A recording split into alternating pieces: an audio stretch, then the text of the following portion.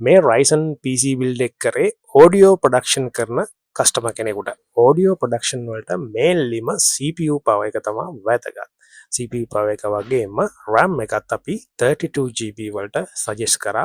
ඒ වගේම hard drive එක විදියට NVMe hard drive එකක් 650 watt power supply එකක්. ඇත්තටම මම මේකට නම් recommend කරේ Antec CX300 case එක. ඒත් මේ customer කැමති වුණේම thermaltake ice cube casing එකට. customer ගේ කැමැත්ත අනුව අපිට ඒ casing එක use කරන්න උනා.